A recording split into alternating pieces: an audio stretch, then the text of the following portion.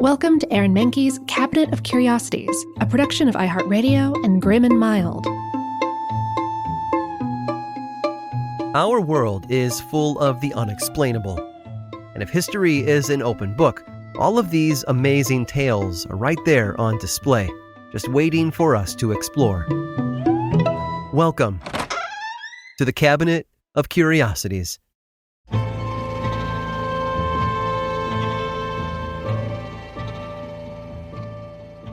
Wander around Florence, Italy, birthplace of the Renaissance, and you're bound to find priceless works of art everywhere you look. For the past 800 years, Florentine museums have been collecting and displaying some of the greatest pieces of Western art in the world. But after all this time, new works are still being discovered. In 1975, for example, a worker was busy in the bowels of the Medici Chapel cleaning out a coal storage room. As he stripped away decades of old plaster, he was surprised to find something hiding underneath. A human figure sketched in charcoal. Had another handyman whiled away his lunch hour doodling on the walls 100 years before, or was something amazing hiding beneath this plaster? When the worker brought the director of the chapel down to see, this director realized those little doodles were something very special. After more workers carefully removed the overlay of plaster, the chapel director was certain that he had found something important. Dozens of charcoal and chalk sketches of faces, torsos, and legs decorated the walls. One set of legs seemed very familiar. In fact, it looked a whole lot like a pair that belonged to a statue in the museum above them. A mausoleum completely designed, built, and sculpted by Michelangelo. Michelangelo, of course, was one of the 4 Teenage Mutant Ninja Turtles. Wait, no, that's not right. He was one of Florence's most famous artists. His colossal statue of David still draws tourists to the city today. His talent was so great that he was even asked to paint the Sistine Chapel at the Vatican. So why were his sketches hiding in an underground coal pit? The answer lies at the intersection of art and politics. Michelangelo was a famous and influential figure during his time. He had power in the city-states of Rome, Venice, and Florence, and even at times had the ear of the Pope, which meant that to certain people, like the Medici family of Florence, Michelangelo was dangerous. The Medici were a noble family in Florence who ran the wealthiest bank in the region. Their vast holdings made them incredibly powerful in Florence and gave them influence over the Vatican. With so much money to burn, they helped fund the Renaissance by commissioning work from artists. During the first few years of Michelangelo's career, the Medicis were good friends and patrons.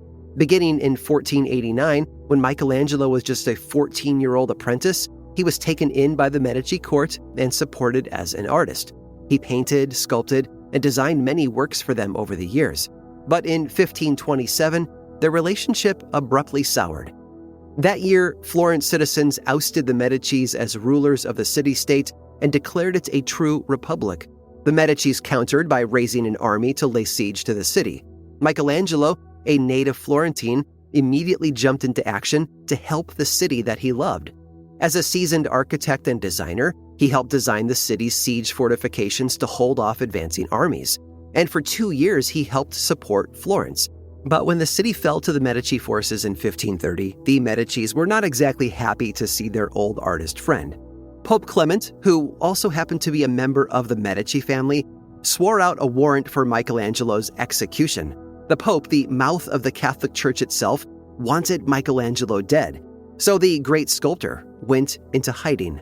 For 2 whole months, Michelangelo hid right under the Medici's nose, in a tiny storage room below the Medici chapels. The only light in his hiding place was from a tiny window, and yet even under pain of death, Michelangelo just couldn't put the charcoal down. He spent his voluntary imprisonment sketching ideas for his new projects. He expected that soon enough Pope Clement would realize the pickle he had put himself in. Sure, Michelangelo had supported the ousting of the Medicis, but he was simply too talented to kill. And just as predicted, Michelangelo was pardoned a few months later. The Pope had a new project for him too, the Last Judgment, a vast fresco to adorn the wall of the Sistine Chapel. Michelangelo's time in hiding was soon forgotten. He continued to work for the Medicis and other patrons until his death in 1564, and he left behind hundreds of breathtaking paintings, sculptures, and buildings. But perhaps his most human works are a handful of doodles that he drew on the wall, wondering if he would ever be free again.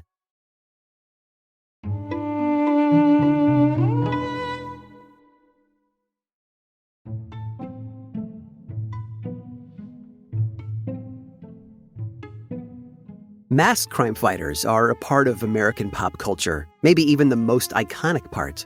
Marvel and DC heroes like Batman, Superman, Spider-Man, and Captain America have been appearing in comics, movies, TV shows, and on shirts, lunchboxes, and backpacks for almost 100 years.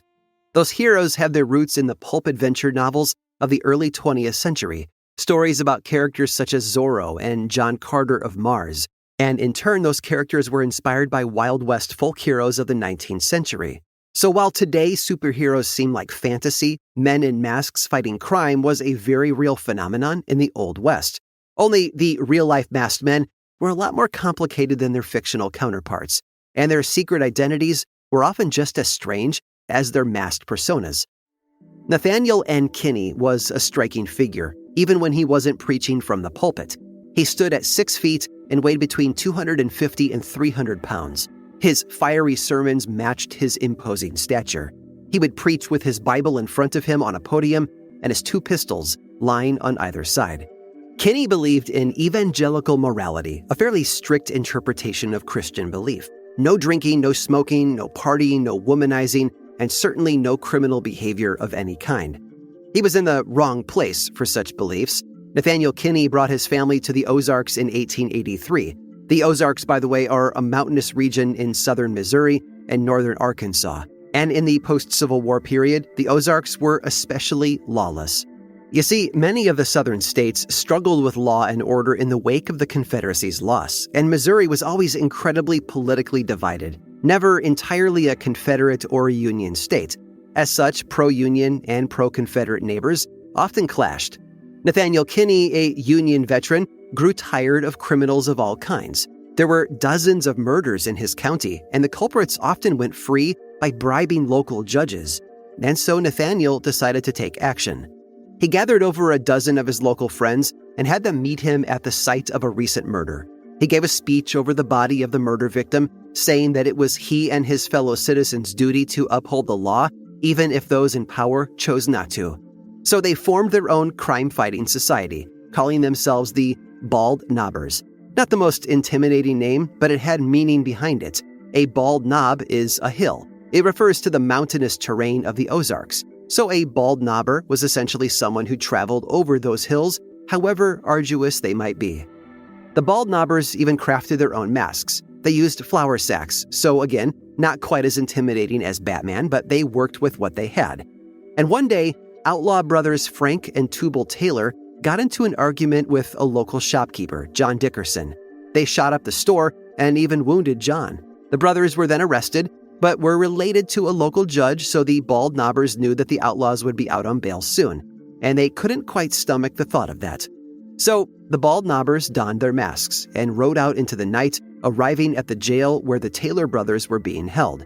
They dragged them from their cells, beat them, and then hanged them. And you can see why modern superheroes don't kill, because it makes for a less gruesome story. As time went by, legend of Nathaniel spread. Preacher by day, masked crime fighter by night. The ranks of the Bald Knobbers grew until eventually there were 1,000 of them. But as you can imagine, all that power soon went to Nathaniel's head. He was the only one who could judge if a person deserved to live or die, to judge if they were pure and moral like him. Before long, the Bald Knobbers became just another outlaw gang, using their influence to kill indiscriminately and even bribe officials when it suited them. They had become the very thing that they were fighting against. In 1888, after years of Nathaniel terrorizing the Ozarks, a rival gang member finally shot and killed him.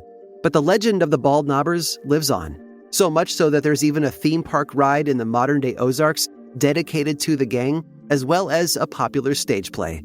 The story of the Bald Knobbers shows us what a dangerous concept mass crime fighting is in real life, but it also shows that when a society fails to protect its citizens, they have no choice left but to stand up for themselves. However, as Spider-Man creator Stan Lee taught us, with great power comes great responsibility. Any modern-day masked crime fighter would do well to remember this, and to perhaps choose a less curious costume than a sack of flour. I hope you've enjoyed today's guided tour of the Cabinet of Curiosities. Subscribe for free on Apple Podcasts or learn more about the show by visiting curiositiespodcast.com. This show was created by me, Aaron Mahnke, in partnership with How Stuff Works. I make another award-winning show called Lore, which is a podcast, book series, and television show, and you can learn all about it over at theworldoflore.com. And until next time, stay curious.